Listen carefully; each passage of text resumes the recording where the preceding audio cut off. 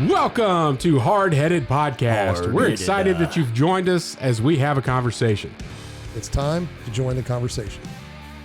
Welcome to an exciting episode. Chet's got some egg rolls. Look out, folks. I'm not going to put soy sauce on it while I drive, though. Why not, man? It's dangerous. It is I care about my dangerous. fellow citizens. It is dangerous, and you shouldn't do that. I shouldn't do it either.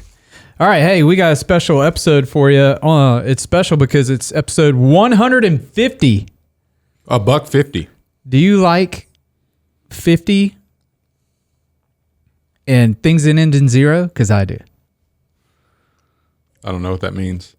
Like when you can change a number to either raise it up or down. Do you like even numbers, odd numbers? Like rounding? Do you like multiples of 5? Like what do you like? I'm an expert in rounding. I can round a number any way it needs to be rounded for my benefit. That's good. Have you seen that movie Rounders? Yeah, it has nothing to do with my skills. Right. It's a great movie.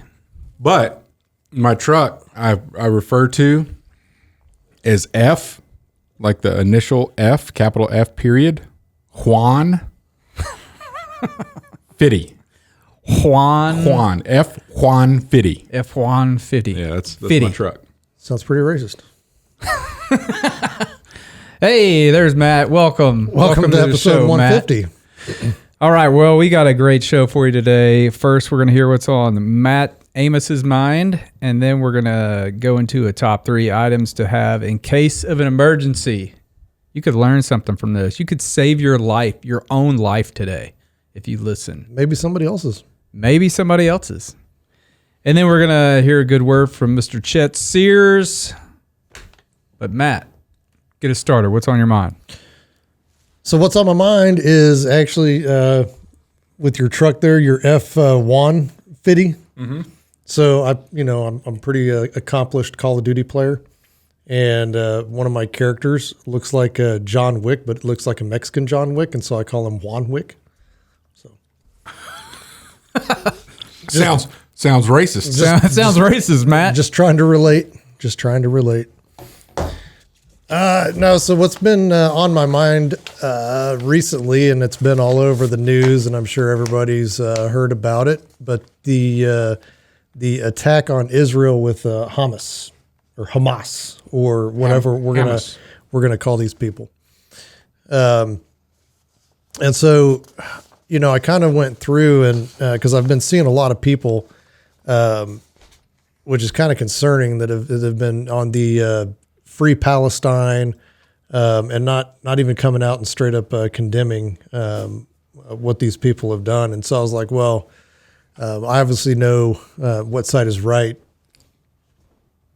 Who's just in the defense of themselves. Obviously, Israel is just in that cause. But I was like, well, what kind of started this? What's been going on? What's the history? Because I don't know the entire history of what's been going on there. And so I just kind of did a little bit of research and trying to find out like where it started, why they have this conflict. And so as we go, I'm 100% on board with this conversation.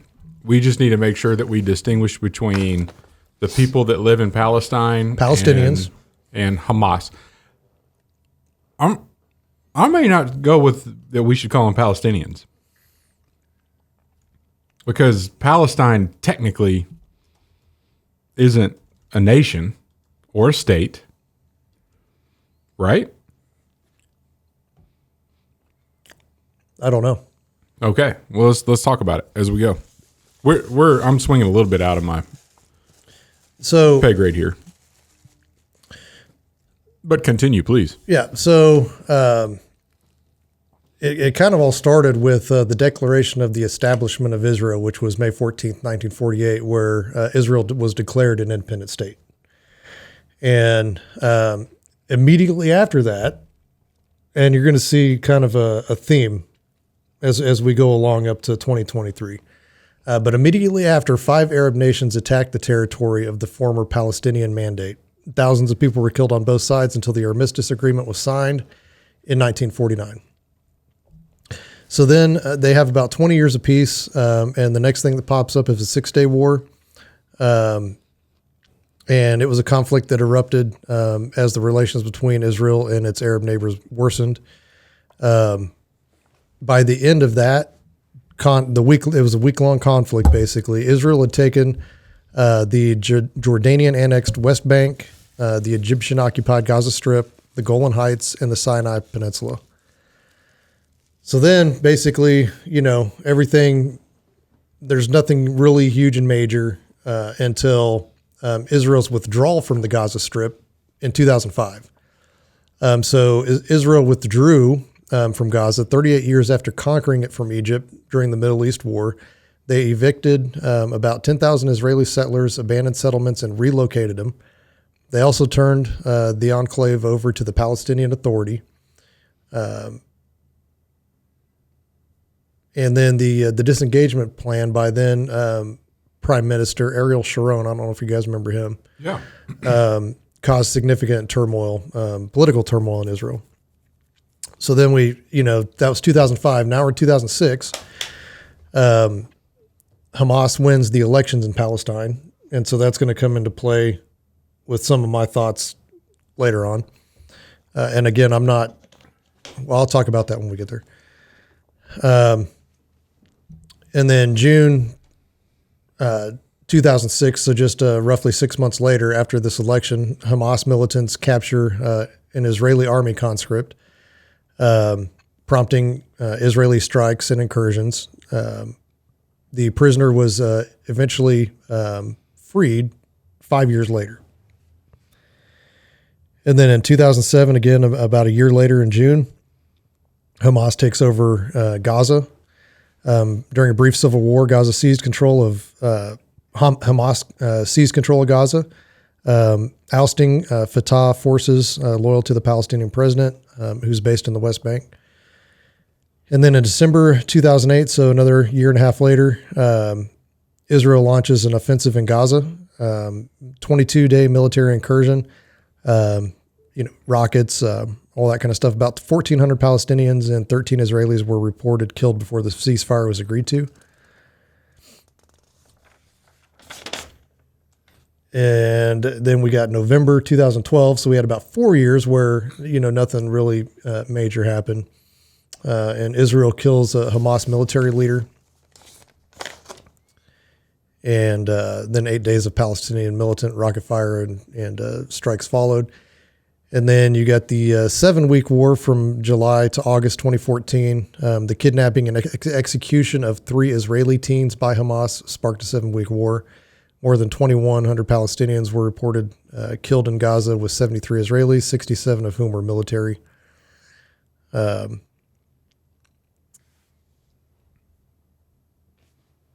you've got Palestinian killed in clashes with the Israeli Defense Force. That was another military skirmish. And then you've got Israeli airstrikes in August of 2022 last year that killed, I believe it killed the Islamic Jihad commander. But in that airstrike to get him, 44 people were killed, including 15 children on that one. And then January of this year, you've got jihadists firing rockets at Israel. And then that brings us to October of this year, where Hamas launched a major assault on Israel just last week. So that's kind of the history of how this whole ordeal has been going on since Israel became a state. Okay. So that's just the background. Now, what? Maybe. So I think, and I agree. Everything that you said is factual, but we can go back even further. Well, yeah, it obviously goes way since the beginning of time, basically. I mean, that whole area has been a point of conflict. I'm just saying, since Israel became a state and recognized as a state in our modern time, that this is where this all kind of started between Hamas and Israel. Yeah. And I go back, and it's just very interesting how we happen to be studying this at my church right now in my 9:30 class. Joshua, from the book of Joshua in the Old Testament, chapter 1. After the death of Moses, the servant of the Lord said to Joshua, son of Nun, Moses' aide, Moses, my servant, is dead. Now then, you and all these people. So just picking up where this left, Moses led the Israelites out of Egypt, and they wandered in the wilderness until that generation passed away because they Disobeyed. they didn't have faith. They disobeyed golden calf, all that kind of stuff when Moses gave the Ten Commandments. So at that point, Moses died, and this is God talking to Joshua. You and all these people get ready to cross the Jordan River in the land I'm about to give to them, to the Israelites. I will give you every place where you set your foot, as I promised Moses. Your territory will extend from the desert to Lebanon, and from the great river, the Euphrates, all the Hittite country, to the Mediterranean Sea in the west. No one will be able to stand against you in the days of your life. And as I was with Moses, so I'll be with you. I will never leave you or forsake you. Be strong and courageous, because this will lead people to inherit the land I swore to their ancestors to give them. And if we had a map and described all of what he's talking about, it's actually bigger than what the quote unquote nation of Israel is today. It'll go all the way into Iraq when you get to the Euphrates. But the Israelites did not obey God and go set their feet everywhere that he told them to go. But anyway, right after this, they cross over the Jordan, and guess what's there? Jericho. We all know the story of Jericho. So that's modern day Israel, and that is the claim that the Jewish people have on this chunk of property goes back thousands of years. Yep. So when the atrocities of the Germans' attempt to eliminate the Jewish race from the face of the earth was happening, at that time, there wasn't a Jewish state, and the people were scattered everywhere. You had, led by Britain, like you said, hey, let's give them some land. Let's let them go back to their home country where they were and establish a state for them. And interesting, Palestine referred to, the actual origin of that word comes from Philistine. And I don't know if you remember any Philistines in biblical times. So a Palestinian, it's not a race of people. It's a description of a location of that area, that region, because at one time it was under the control of Philistines, and we know what happened, how the Philistines got defeated with David and Goliath and all of that. So there is you can't get away from biblical history if you want to go back far enough and talk about what's going on here. And I wasn't prepared for all of this, but if you want to go back to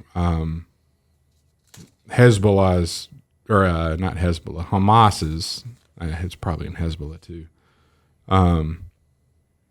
Their constitution, like their goal, is to wipe all the Jews off the earth.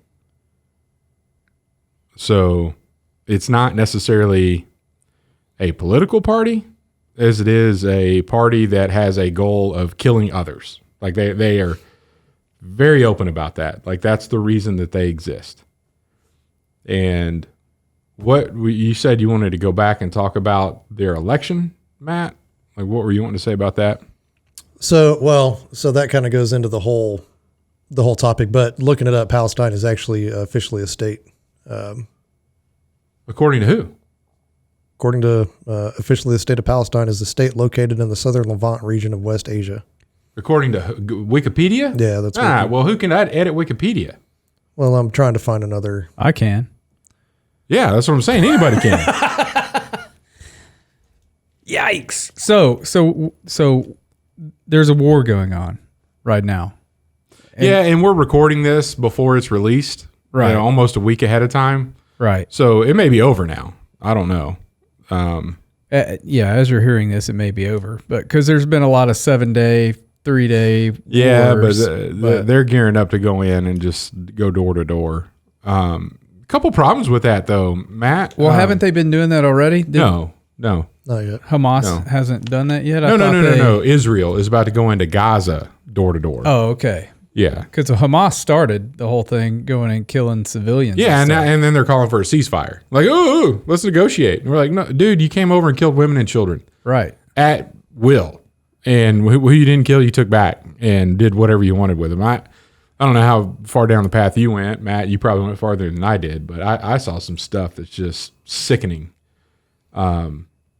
Just it's unbelievable how they treat humans. And just because they're not of the same race that they are, and that their goal is to completely Wipe them off the earth. But it's not just that. It's torture and rape and maim and kill and behead, and it's gross. Like it is gross. The reports are coming in of them beheading babies. They're just going into like the people. So the music festival, like some of them got to their cars and were trying to drive away. Shot them all while they're driving by. Like I've seen videos. They're just shooting at them, and then they end up getting them. And some that they got the car to stop, they just burned everybody in it alive. I mean, it's not a war. It's a terrorist attack. Like it was a 100% terrorist attack. And Israel's going to go about it how Israel's going to go about. And I'm definitely not one to say how you go to war against a terrorist organization. They're bombing buildings. Now they're telling people, and we know that Hamas will put munitions and communication centers and all of this in apartment buildings where other people live that may not be tied to them. And so Israel's been going in and saying, hey, just so you know, everybody in this building, we're going to level it in 10 minutes. If you're not out here in 10 minutes, you're dead. So they'll tell them that. And then 10 minutes later, they bomb that to rubble. But from a strategic perspective, what is the benefit of leveling these buildings if you're about to go in there? You can't go in there with tanks now because the roads are... Tanks will run right over that. I don't know, man. Like, oh yeah, like just 20-foot high of concrete rubble. Just run up, no big deal. But like your troops aren't going to follow the tanks. No, so it doesn't seem strategic. The whole other than they're taking out some of their communications infrastructure and their munitions, which is the big thing, but which is what they're trying to do. But so I want to back up a little bit, and one.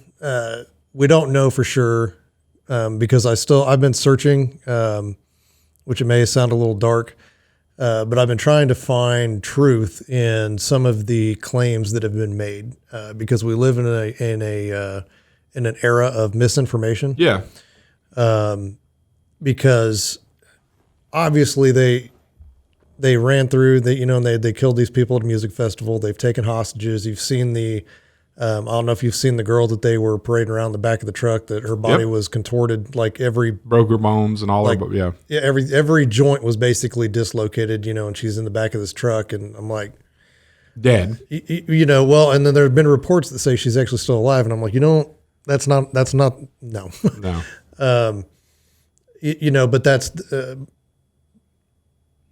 But that's the psychological warfare that the terrorist organization is playing on this innocent mother. That they've told her that her daughter, oh yeah, she's alive. We took her to the hospital. You're playing on that hope, and but these. So anyway, and with Israel, the way that they're reacting, and now you've got all these people on social media that are pro, Palestine or pro. I'll even go to say pro Hamas, pro terrorism. Yeah, that would support or not, support these organizations or not denounce them. There's chapters of Black Lives Matter that have come out in support of Hamas and what they've done. So that kind of gives you an idea of what kind of organizations are backing them. So just keep that in your memory bank there. Because any organization that supports that type of evil, they need to be gotten rid of. They need to go. And that's why I think in this whole, because I spent a good chunk of my 20s and all of my 20s fighting terrorism. And how do you go about it? Because you got these people that they can fight here and there, right? They come out, they pop out, they do some bombs, or they do some shots, or they'll run out and kill some people real quick, but then they shrink back into the population to where it's like, okay, we don't know who they are. Because as soon as they start to get pressured and they start losing bodies and their buddies start getting killed, it's like, oh, well, we're going to calm down. We're just going to kind of shrink down to the background, and we're going to wait till things chill out, and then we're going to come out and do it again.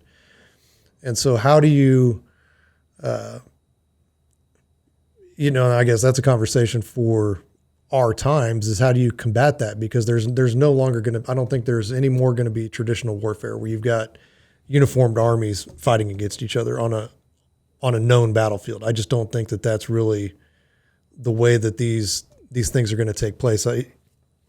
It's all going to be that guerrilla warfare, which is incredibly hard to fight, which them going in and trying to soften up those targets, you want to destroy their ability to communicate. You want to take out, whatever munitions or bomb-making materials that that they might have. You want to take those out.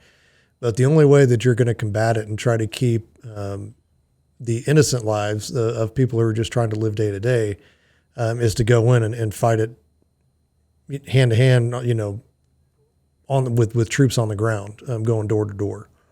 And I think that's the only way that you can really combat that, because it's a lot harder to make a mistake one-on-one than it is just a bomb that says, to whom it may concern. But so part of me thinks, it's like, you got these innocent people, and you don't, obviously you don't want to kill them. You don't want to hurt them. They're just trying to live their life. But then you also have these people that voted for this group to be in charge. Because, or unless they just, and see, that's what I'm trying to figure out, is how Hamas was elected, or because it says they were elected. So I don't know if it's like a held election, or if it's just like, hey, we're just gonna take over. It was a held election, but they haven't allowed elections on the schedule since. So the people put them in power, right? Supposedly under free election, but then they kind of have taken over and done their thing since then. So that's kind of my thing, right? Is I mean, like, as part of me is like, you gotta abide by the laws of war. You can't, you want to do the least amount of harm possible to civilians. The other part of me is, I mean, they're complicit. They voted them in. Give people the opportunity, kind of like they did in Fallujah. Put it over the loudspeaker, and I know they're working on a way to get these people out. I think they're going to try to limit it to about 2,000 a day or something like that, of people that can evacuate. But and then get everybody out and say, hey, okay, at this day and time, if you're still in this city, you're an enemy, and we're going to kill you. And then just have at it. I think that's about the only way, and that's kind of what we did in Fallujah. But I think it's a lot more complicated than that, because we look at that, and then all of a sudden we have this void of power. Who's going to come in and take it over? Because we didn't think about that in Iraq. That wasn't really planned out. We didn't think about that in Afghanistan. That wasn't really planned out. So let's help our neighbor, let's help our ally figure this out beforehand. It's like, okay, if you're going to destroy these people and take them out, who do you have that those people would be agreeable to taking over? So there's a lot to think about, but it's super, super complicated. The way that you go back is you just want to go in and just kill everything and just be done with it. That would be the easiest way. Well, and that's what they want to do. Is but at that point too, you can't, if you do that, then you're no better. than the people that are just going and killing your citizens. I will say, in these clashes and these 7-week wars and all that, I don't know if you guys noticed a theme, but the Hamas would take civilians and they would kill civilians, or they do that, and then Israel was always going after military targets. Right. Hidden under civilian. Yeah, locations. they may have had some civilians that were, collateral damage, trying to get one of these guys, which that just unfortunate. That's warfare. That's going to happen. Yep. But it's pretty clear to see who's on the right side of things. And I just what I don't understand, I guess what's been on my mind is, how do we have these people in New York and Sydney, Australia, and all these places around the world that are calling for free Palestine and holding up signs, gas the Jews and blah, blah. I mean, it's like, how far have we slipped from 1945? You know what I mean? Like how have we already come full circle back to that? What was the programming, and then that thing you sent me today, the Hamas leader that's calling for, every Muslim in every part of the world to rise up and start killing people. Like a global jihad. Number one, I'm all for it. Bring it. I haven't killed anybody in a while. It would be a lot of fun. But it's, dude. But I don't, but it, like I said, I don't think we'll have any huge issues here, but some of these bigger cities, may have some problems. I don't know why they would tell everybody the day that they're going to do it, but yep, they did. It's just, it's one of those things. It's, from what I've seen, and I like I said, I've been trying to find those videos, and it's a little bit dark, but I can't find anything. The babies. I can't find anything on that. It's all conjecture at this point. Right. But they have killed families. They've obviously taken people hostage. There was reports of them dragging a girl behind, one of their trucks, which is something ISIS would have done, but haven't seen any evidence of that. And I've got some websites that, I used to go to, when I would watch ISIS videos to get fired up before deployment. So I had no problem killing these people if I had to kill them. I knew exactly who they were. These are what their goal was. Yeah, these are not humans. These are people that are possessed by demonic force. And I truly think that that's what it is. I think it's a battle of good and evil. I really think it is. And I think that if you can't directly see that at this point, you might want to reevaluate who you are and your priorities. If you think that you're going to support these people that are killing innocent people, and you're going to try to equate that to, some of the things that Israel's done. It's like, Israel's not perfect. No, there's no country that's perfect. Right. But they've majority gone over and they've gone after military targets. That's everything that I've seen. Mm-hmm. And again, there might be some collateral damage, but then you have these other people that are directly going after people that aren't in the military. They're just out there at a music festival having fun. If it was a music festival put on by, like the USO, and oh man, that's a huge group of military people. Okay, I can kind of get that attack maybe, but it was just some kids basically having fun, and you're going to go out there and kill them. And I think that deserves to be dealt with the utmost you got to throw at them. Yeah, just going into homes and shooting everybody you see. I mean, I think that's women, children. At least every military age male. So, yeah, I've got the articles of the Muslim or of the Hamas covenant, which they declare themselves as the Palestinian branch of the Muslim Brotherhood.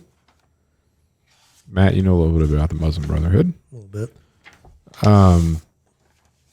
And basically, let's see here. I don't want to read the whole thing to you because there's a lot of stuff that's in here that would not be relevant to the discussion. But they mention every inch of the Palestinian region should belong to Muslims. Declares the role of women in their society is to be a maker of men. It condemns any organization, even Freemasons, Rotary clubs, and intelligence agencies, if they're all in the same category, that they are saboteurs because they promote subversive ideas of women. They're to be homemakers and child rearers. That's it.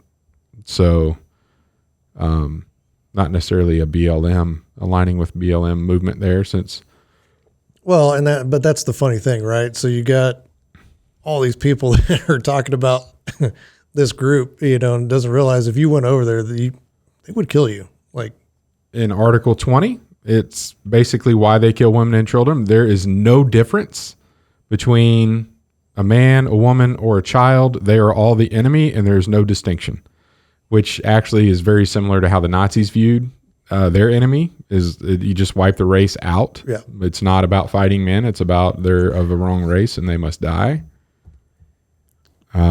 And it's just same ideology over and yeah. over. Well, and so it was really so strange because even before all of this happened, I'd gone back through and I was like, I was trying to read, which is difficult for me, but trying to figure out like how they got all these people to, like, at least in the like the German army, how they got them to view these people as not human. Because it's a total brainwash. They're less than human. They're rats, basically, And it was funny because I was watching the movie Inglourious Bastards, and at the very beginning of that movie, I don't know if you've seen that movie, Chet. Which one? I watched it recently. Yeah, Inglourious Bastards. Oh yeah. So when you see at the beginning of that movie, Christoph Waltz, who may have like that portion of the film. May be the greatest acting in all of movie Dude, history. that first scene in the house, cinematography gold. Yeah, it was like really unbelievable. good. The cinematography and then just the way that the acting, the played, camera angle, everything about that. Yeah. It was perfect. But what really struck me was when he was talking, he goes, because I'm a basically comparing himself to a hawk. I think like a hawk. I know how a hawk thinks, but and most people do. He goes, but what's different about me is I understand how a rat thinks, and that's how he finds the Jews and that's how he views them. He goes, would you be upset, if a rat just, or if something ran across your floor, would you be upset? And I was like, no, but would you greet a rat with that same? We don't know why we don't like him. We just don't like him, you know. And it's like that's basically what it comes down to. They don't like these people. They don't know why they don't like these people. And but how did they get to that point where you can convince? And we see it today. We see it with our government, and that's more of what I was looking at it. Because you had them do it with the vaccines. Like, okay, if you're not going to wear a mask and you're not going to take the shot, then you don't care about me or anybody else, and I hate you for it. And that's how they divided us. Yeah, and then on the flip side of that coin, there were people that said, if you wear a mask, you're an idiot and dummy, and I hate you. And I know I don't like you just because you're wearing a mask. And I'm saying, but it's the division going both ways, right? But that's how easy it was to do. Oh yeah. Well, look at. I don't know if we want to go here. How the evangelical church rallies around people or a person that doesn't bestow any of their beliefs. That's why I quit listening to Christian talk radio when Trump ran for president, because he was the savior. Yeah, and there's a lot of people got in lockstep only because all the other believers were like, this is the way out. This is how we're going to become a quote unquote Christian nation again, is because of this politician who demeans women, has been married however many times. Right. Yeah. Probably not somebody that you'd want to watch your kids. Like, it's just. And not to say that he didn't do good things, but I think that people get caught up in the moment. I've had this argument so many times. There's political leaders that you're like, okay, they might do a good job leading this country in the aspect that it needs to be led business wise, because that's what the country is. It's a huge business, and you're trying to keep it going, and.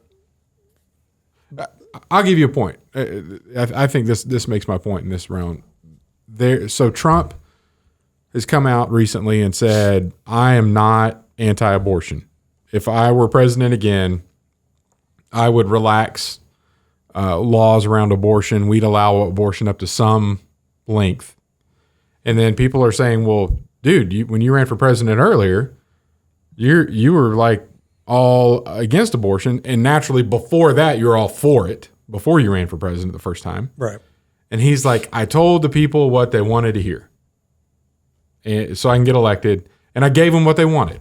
He appointed Supreme Court justices that were... He was good to his word. Constitutionalists. So, but I can look at that now, and I'd like to say I saw this then. You could look at it now and say, I don't support Trump because what Trump is saying now is not what I want. And there are people that refuse to see what he's saying now because they are all in on him no matter what. And they will argue with you that he didn't say what he actually just said, that he's for abortion. Right. They're like, no, he's not. And like, well, you can go back and find decades worth of stuff where he said he was for abortion. You can find a few years where he wasn't. And you could find a month ago where he said he was. So... are you blind? I'm not blind. You're dummy. You're listening to mainstream media, and it's like, no, I'm listening to Trump. Yeah. Like that's what he's saying. And so I think that is a microcosm of how you can have a group of millions of people that are in a locked area surrounded by Israel, Egypt, and the Mediterranean. And let's go ahead and elect these people because it's going to be better. I believe it now. And then they get in power and they're not good. And then they're like, yeah, you're not going to vote anymore. You know where else you can't vote for your elected officials right now? Where? In Ukraine. Zelensky banned all elections. Oh. You can't vote. You can't. There's no. Everybody that's in political power will stay in political power until he says we can vote again. Oh well. There you go. I mean, but I thought Obama was going to do that one. Well, and everybody thought Trump was going to do that. I mean, it's crazy. But I'm with you. It's horrible. I do think there's going to be increased violence around the world. I don't think it's going to be like this mass. I mean, they can't declare war per se, but they can have a bunch of crazed lunatics that are already in regions of the country. In that jihad day of the world tomorrow, October 20th. Is that what they said? I read next Friday. Yeah. If that came out. I don't know if next Friday is this Friday. I don't know the translations of Arabic into this Friday or next Friday. If I said next Friday, I'm not talking about this Friday. I'm talking about the next Friday. Right, the 20th. That would be, I don't know. We'll see. Yeah. So just be wary on Friday. Tomorrow when we're recording is... I mean, and this isn't just due to this, but I would always have your head on a swivel at all times anyway. Oh, yeah. People go day to day and don't pay attention to anything. They got their heads in their phone. I've talked about this before. Dude. Always be aware of your surroundings. Speaking of heads in the phones, 2 instances on this trip I was just on, and I literally got off the airport and came into the studio. So this is very fresh. We had a dinner at a restaurant that it was like 3/4 of a mile from the hotel, like while I'm walking, and we're in downtown Atlanta. So I walked down there by myself. We have dinner, found out one of the other guys that went, and he walked too. So we walked back together. We get to this intersection, and there's this dude in a vehicle, head in the phone. He's got a green light. He's the only guy at the intersection. And it's like, do not crosswalk here. Like there's traffic. It's just like, don't, because they have a green light. So we're sitting there waiting on the guy. And the guy that's with me, he's like, man, do we go? I'm like, dude, he's going to look up from his phone and see that it's green and run us over. Like that's what's going to happen. But he's totally missing the whole light. And so we talk a little bit more. And then I'm like, man, he hadn't looked up once. He is in his phone. So maybe we should go. So we kind of take a few steps and they kind of back up a little bit. And then he noticed us and like looked over, and I point to the green light. And he looked at the green light, looked down back at us, and then he pointed to his phone like, nah, I'm not going to drive right now. I'm going to stay on my phone. Go ahead. Like what in the world? So there's that. Like this guy he's in the middle of traffic on a green light, and he's like, I'd rather not drive right now. I'm going to stay tied to my phone. If you were a jihadist, you would have had him wrapped up. Oh yeah, with a yeah. bow. You know what I mean? Yeah. So, The funnier in the phone thing, and it's sad and funny. I was in Atlanta at the Atlanta airport, and the train. I don't do the train. If I have time, I walk. It's a good time to get some exercise in between airplanes. So I had to walk from check-in to Terminal D, which is forever. Like, it's a long way. But they have those conveyor, the flat conveyor belts that are like.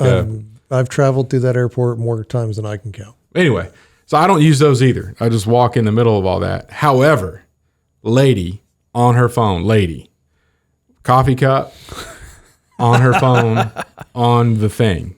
I had never, until today, seen anybody just stand on one of those things until it got to the end without taking a step. You fall rather fast. It was like, boom. I mean, just bam, coffee everywhere. And I was oh man, I was 3 people away from her. So the 2 people in front of me, which were ladies, both ran to her aid to help her. And she was like dazed, like, what happened? I'm like, well, yeah, quit paying attention to what's going on around you. Where the sidewalk ends. That conveyor belt is going to stop. So anyway. That's when you cue up the old George Strait. There you go. Keep your head on a swivel. Pay attention to what's going on. And then pay attention to this next segment, which is top 3 things you need in case of an emergency. Yeah. And so I'll give you an example of today. I rode on the tram from the rental car facility I looked at everybody that was on the train with me. Like, who's here? Anybody looking shady? Let me check out. I don't like these pants. I don't like the back pocket in them, so I move my wallet to my front pocket. Just that kind of stuff. You just, paying attention. Always have my wallet in my front pocket. You have a Costanza wallet, don't you? Oh, no. Okay. No. I've got like the opposite of that. All right, we'll be right back. At Admiral's Pennant, our mission is to offer the latest and refined, high-quality masculine products and services to the modern gentleman, as well as provide him with the tools and products necessary to look, act, and feel confident in his appearance and social interactions. Check it out at admiralspennant.com. Without it, you might as well shave. And we're back. What we got going on, Troy? We got top 3 things to have in an emergency. We're gonna start with you, Chet. If you're ready, what you got? Yeah, let me pull up my notes here. Okay. So emergency, what you got? So I'm not gonna. Matt's gonna say this. I'm not gonna put it in my list. We talked about it before we went to break. You ought to be alert. Just be alert of all your surroundings. But in an emergency, I initially thought about this through and wrote my list down if I wasn't at home. But then I got to thinking, well, where are you when the emergency happens? You could be at home as well. And I'm like, the list changes. It doesn't. The list somewhat changes. It doesn't for me, depending on your location. But yeah. Yeah, I'm with you. So, the ability. I tell you, before you start, there's about to be an emergency. Is the sush loose in this studio? Yeah, he's chewing. I can hear that dude chewing those freaking bugles. Dude, they're not coming. I put the mic way over here. I can hear you chewing those. I can hear it outside of the headphones. It's like it's not in the microphone, but it's coming outside the headphones. Man, I'm about to lose my ever-loving mind. Something. Number 3, the ability to start a fire. Oh, yeah. We talked about you've brought that one up many times. I know. The ability to start a fire, which gets you a number of different things. And drinking water is included in your ability to start a fire. I mean, that's like a life skill. Should be. It's not. Many people don't have it. Number 2, a good knife. Should have a good knife with you and within reach. And then check. Number 1, something to keep you warm. Check. Because not all cases can you depend on the fire to keep you warm. You may not want to be seen in certain instances, and you need to still need to be able to be warm.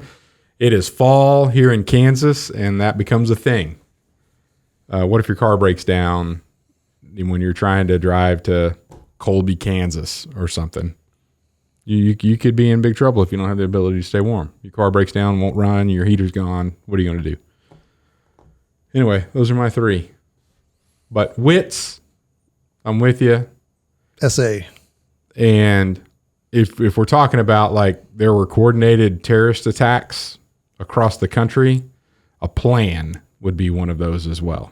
Like, what do you do in case of emergency? You execute your plan. You should have planned for this. But that's honorable mention. I shouldn't have got that. Maybe you guys already had that on your top 3. I'll go next. Go ahead. I didn't think as deep as you.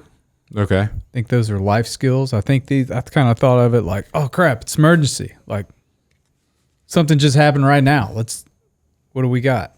Yeah.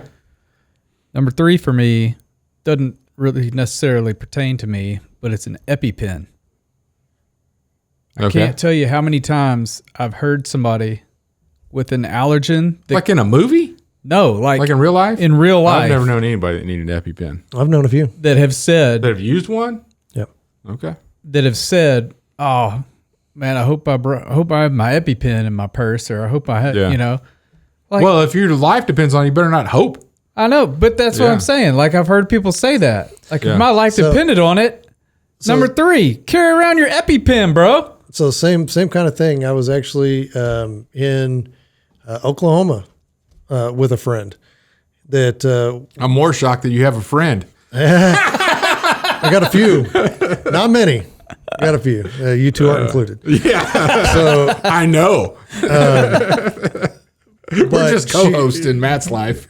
She was like, she said, "Hey, here's my EpiPen. If for whatever reason I get stung or whatever, here's where it's at, and here's how you use it because you might have to use it on me." Because she goes, I'm severely allergic to wasps and bees. Mm-hmm. And I was like, wasps? I never heard of anybody that's allergic to a wasp, but apparently there's some severe allergens there. And then I hunted with another guy. He was an older gentleman that had already had a heart attack, open heart surgery, and all that kind of stuff. And he told me, he goes, "Hey, if I slump over in my chair and I'm grabbing my chest or whatever," he goes, "I've got nitro pills in my backpack. Here's where they are. Here's what you do. Just put it on my tongue, let them dissolve, whatever, and I'll be good." And I was like, oh. So always, have the meds that you're going to need. I'm saying 8 chances out of 10 when we go hunting. Do you like duck hunting? Do you remember me saying, "Hey, just so you know, I put my keys right here in my blind bag"? Oh yeah, every time. I do it all the time. Like if something happens to me and you need to get to my truck to get me to safety, here are my keys. Like this is where I put my keys.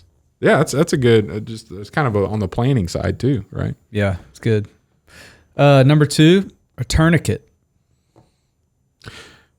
I agree, 100%. And none of my work belts are like this, but my casual belt, the one I'm wearing right now, it's not a typical belt. It's one that you could infinitely tighten. You can for that purpose. It up good. Yeah, for that purpose, you can get it on an arm if you need to. Yeah, so you always got one. Yeah, there you go. Nice. I have 2 in my truck at all times. Yeah. Cat tourniquets. You probably have like a trauma kit with powder and all that kind of stuff. 2 of them. Yeah. And number 1, water. It's always good to have water. I learned that going hunting with you so many times. Just, oh yeah, I got some water in the back. Yep. I started thinking, man, I just need water in the back of my car. So yeah, always have water. And we always have it at home too, extra water, because sometimes the city cuts off water. If you're in the city, it can happen. Yeah. Stores run out of toilet paper, Crazy stuff has happened before, so that's stock up. That's when in an emergency you have a generator and a bidet. There you go. That may be the only time I would ever use a bidet. Is that your number 3? I did. Well, you could use a wash rag and then like wash the wash rag. Gross. But I mean, you're not going to get clean with one wash rag. If you're in maybe an emergency situation. Maybe if you fold it a few times. All right, Matt, what you got? Number 3, situational awareness, which we already covered. But a lot of emergencies are compounded by people not being aware of what's going on. So, as an example, you can, let's say that there's a wreck on the side of the road, right? And you're so hyper focused, you're looking at that wreck, and you guys give me a hard time about, because I call them lollygaggers, because that's what they're doing. They're lollygagging around. Rubberneckers. That's what you guys call them. But they're looking at that, and then all of a sudden, bam, they smash in the car in front of them because they're not aware of what's going on around them. So that's a very simplistic way of describing situational awareness. Don't get so hyper focused on this big problem. Look at all the little problems around you and resolve those really quickly, because then that can keep you out of that big problem. Yeah. Wildfires are one of them. Hey, it sparked up. Look at the wind. Look at what the wind's doing. Be aware of that situation. Don't just wait for people, because the government's always way behind. Think for yourself and be like, hey, I might want to get some stuff together and have a plan to get out of here. Dude, even like driving in the springtime here in Kansas, like going. I may have talked about this story before, but the Moore tornado, the F4 that hit and leveled Moore, hit 3:00 and hit the schools and killed a lot of people and destroyed a lot of Moore. Ashley and the kids were coming back from Louisiana that day, and I told her the day before. I called her and I said, tomorrow is going to be a huge tornado day in Oklahoma. I don't know if I want you to come home. And she's like, well, why don't you want me to come home? I said, because you normally leave at such and such a time, which is going to put you in Oklahoma City between 3 and 4 o'clock. And I don't want you in Oklahoma City between 3 and 4 o'clock. And she said, well, if I leave at 7 a.m. And I said, look, if you are in Edmond by 1 p.m., I'm okay. That's north of Oklahoma City. I'd be okay. If you don't leave at that time to get you there, don't go. Well, they stopped and ate at Chick-fil-A in Moore, Oklahoma at lunch at noon. And they were in Edmond by 1. At 3 o'clock, that Chick-fil-A got hit. Like just being prepared. Right. Wow. Think what could go wrong, and pay attention, make a plan. So what's so funny about that is I'm the planner. So I'm always aware of the situation, and then I plan for it, which my number 2 is have a plan. Yeah. So number 2, have a plan. But my wife and kids get so sick of it, because I'm like, hey, it's something as simple as we're going to go up to Kansas City, for the weekend or whatever. And I'm like, hey, did you check? Because I do the same thing. I was like, did you look at the weather? Mm-hmm. I was like, because there's supposed to be storms rolling through, and that I-35 corridor is always getting pounded somewhere, and so and they always get tired. Oh, whatever, hey, I told you, so just be careful. So 1, be aware of the situation in your surroundings. 2, have a plan. I'll give you some practical advice there on some, I guess you can call it OCD or stuff that I do. I travel a lot to places I've never been, and some places that you may not want to go, China and Saudi Arabia and whatnot. I study a map of where I'm going before I go, and I find out where the embassy is. I understand directionally rivers, where am I staying versus, what's the route I'm going to take to get to where I'm going to visit. I get all that and just kind of locked in my head to a certain extent. I don't print stuff and carry it with me, but I know that if I get stuck at such and such a place, what direction I need to head to get towards where I want to be. Just to have a little bit of awareness of what's going on. Yeah. Anyway, that's part of planning, I think. Yeah. It falls into that plan. And then number 1, and I could have gone, there's a couple different ways I was going to go with this one, but I really think the biggest thing is always listen to your gut. If your gut's telling you something ain't right, it ain't right. Yeah. Leave. Get out of that situation. Yep. And 100% agree with that. Both times that I got blown up, I had a gut feel that I didn't listen to. Never, there's always the. But did you have gut feels on other days that you didn't get blown up? This is not like 100. Your gut isn't 100% accurate, but you still need to listen to it. Right. But when you get and people know the and I'm sure that you've heard it. It's like, hey, no. Yeah. You get this feeling and you're like, okay, maybe I need to avoid that. And I was like, I can't. I've got to do this. So I met a guy a couple weeks ago, and he was weeks away from a home invader in Wichita, by the way. Woke up. He has dogs. One of them's a Doberman. My dog, your dogs probably all bark when somebody comes over. Kind of freaks out. His dogs do that, and well, your dog doesn't. Okay. Anyway, he always had this assumption. I don't have to worry about as I sleep at night, because if somebody tries to get in, my dog's going to wake me up, and I will be able to react. And he also, every now and then, this is probably like this in all of our houses, sometimes one of the kids or a wife is up later than you, goes and maybe they leave a light on, maybe they're watching TV, who knows? And he said that it kind of happened every now and then. Forget to turn out a light in the extra bedroom or something like that. And so he woke up in the middle of the night and he smelled smoke. And he's like, do I smell smoke? And, just kind of in a stupor of waking up in the middle of the night. And then he's like, not only does it smell like smoke, it smells like cigarette smoke. Just really weird. And then he kind of looked, and the light coming from under the door was like, well, man, my wife didn't turn off that light in the kitchen or whatever. That's kind of a bummer. And then he noticed that the light was not constant. He's like, well, that's really weird. And then he kind of got up and was like, man, what, am I asleep? Or still, kind of dreaming, whatever. And he's like, man, that's cigarette smoke I smell. I am asleep right now. There's no way there's cigarette smoke in my house. Opens up the door and looks down the hallway. There's a dude smoking a cigarette in his chair watching TV. What? Yeah. Dogs, no concern in the world. Not a big deal at all. No barking. They didn't even get up when he got up. So he goes back into his room, gets his handgun, wakes up his wife to call the police. There's somebody here. She calls the police. He kind of eases down the hallway and makes contact with this individual. Like, what are you doing here? And the dude's like smoking a cigarette, watching some TV. Like, it's obvious. Like, and it turns out, and we don't have to go through the whole story for time's sake.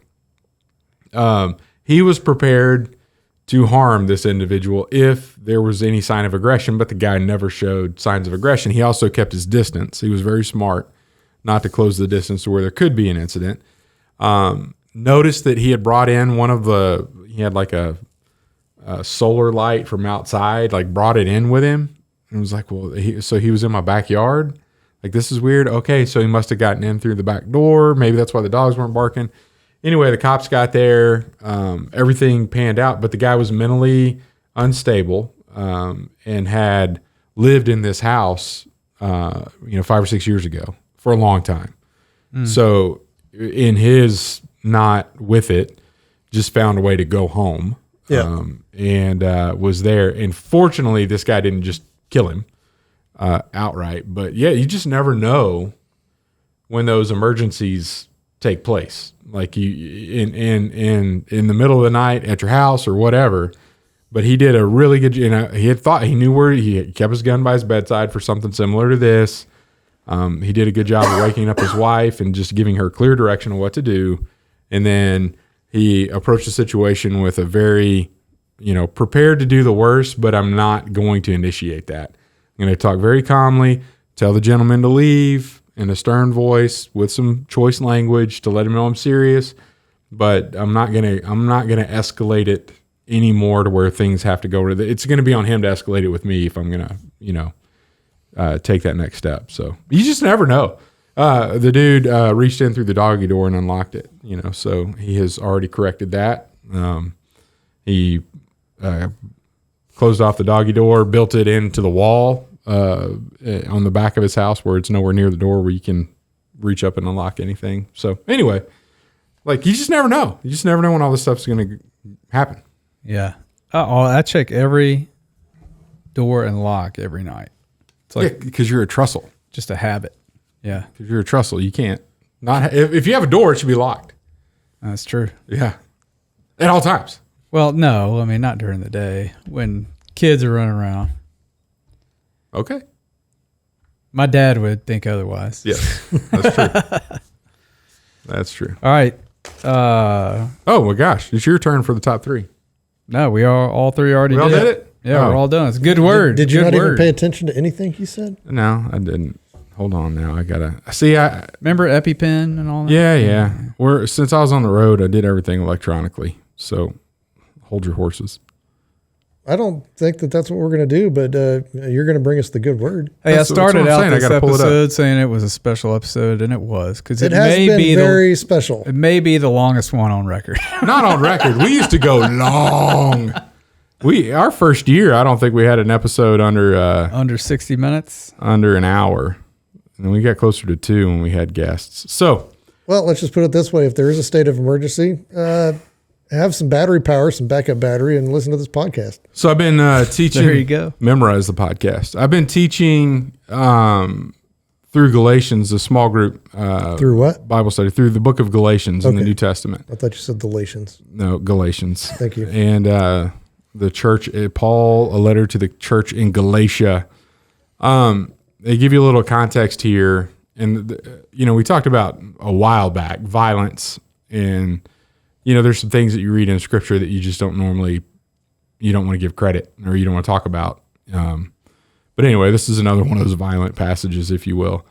There were people, some Judaizers in the region that were telling the Gentiles that were coming into the church, that's great. We want you here. Jesus said you could have a relationship with him, but you also have to follow all of the Jewish law in addition to having faith in Christ.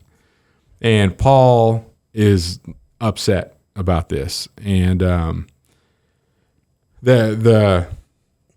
the law, the Jewish law, the first thing that they needed to do was circumcise themselves.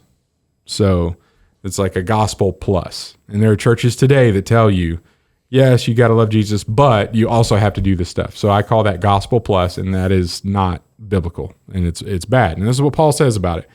He said in Galatians chapter 5, verse 2, Mark my words, I, Paul, tell you that if you let yourself be circumcised, Christ will be of no value to you at all. Again, I declare to every man who lets himself be circumcised that he is obligated to obey the whole law. You who are trying to be justified by the law have been alienated from Christ. You have fallen away from grace. So what is he saying here? If you think that you're going to follow Jesus and obey the law, you're giving up Jesus and you just need to follow the whole law. So you could be justified by obeying the whole law and never breaking it, which we know that's why Jesus came, is because nobody could do that. Yeah. So he's saying if you want to go get circumcised, go get circumcised, quit following Jesus and obey the whole law and don't violate one thing. Just go do it. That's what you want to do. And he called that earlier in verse 1, that's a yoke of slavery, is trying to live by the law. So in verse 5 here, he says, for through the Spirit we eagerly await by faith the righteousness for which we hope. For in Christ Jesus, neither circumcision nor uncircumcision has any value. The only thing that counts is faith expressing itself through love. So he's saying that if you're circumcised and you follow the law up until the point you follow Jesus, that has no value. If you are uncircumcised, that has no value. If you want to go get circumcised, there's no value in that. Only faith in Jesus expressing itself through love it's the only thing that counts. So he said, you were running a good race. Who cut into you to keep you from obeying the truth? So you knew this, but then you let somebody come in and tell you something that wasn't true. That kind of persuasion does not come from the one who calls you. This is not Jesus talking here. This is what he's saying. And he says a little yeast works through the whole batch of dough. So basically they're giving you just a little bit of things that sound good, but it's actually, it ruins the whole gospel if you think you have to have a gospel plus some other things. Anyway, he says, the one who's throwing you into confusion, whoever that may be, will have to pay the penalty. Brothers and sisters, if I'm still preaching circumcision, if I'm still preaching circumcision, why am I still being persecuted? So he's saying, clearly, I'm not telling you to do this. They don't like me. They persecute me because I'm telling you don't have to be circumcised. It says, in that case, the offense of the cross has been abolished. As for those agitators, I wish they would go the whole way and emasculate themselves. So, cut it off. if you want to talk about Paul being upset, the words that he's using here Or violent. Yeah. I wish the people that were telling you, follow Jesus, but also follow the law, when they're doing their circumcision, they should just go ahead and cut off their whole manhood. That's pretty powerful. He's pretty upset about that. Like that is you don't hear that coming from the pulpit today. But this is how fired up Paul is to tell you. So if you're listening to this, you may not be a believer, and you may be looking into this, and you may say, the reason that I don't want to get involved is because some religion is going to tell me that I have to go do this, I have to go do that, I'll have to go do this. I'm telling you, that's bad. That's what Paul is saying in Galatians. It is faith in Christ expressing itself through love. It's the cross, it is Jesus, and that's it. There's nothing else. So all these rules that you're scared of, they're not important. They're not the rules that are going to get you a relationship with Christ. It's faith in Christ that's going to get you that relationship. Follow Him. Don't follow some specific religion that's telling you to do all this other stuff. And don't listen to somebody that's telling you to do all that stuff and believe that's what's actually in the Bible. Because if you dig into the Bible, it says that, that Paul here wishes that somebody that's telling you that would just go ahead and emasculate themselves because they're teaching the wrong thing. So I just want that clarity to be out there. And if you happen to be a believer and say to other people, as you're trying to get them to follow Christ and do all these other things, stop it. Don't do that, because that's really, really, really, really bad. And then I'm going to come back around in a few weeks and finish out chapter 5 with my good word, because there's some more to this story that's very important. So anyway, that's my good word for the day. I don't even know what the word would be. Emasculate. Emasculate? Let's do it. Emasculate. Word. Good word. Thanks for listening to the Hardheaded Podcast. Don't forget to share this podcast with others to help us get the word out. Also, if you haven't yet, please rate and review the show. This helps our podcast show up in other people's suggested shows that may or may not have listened to us before. Thanks for listening, and we'll see you next week.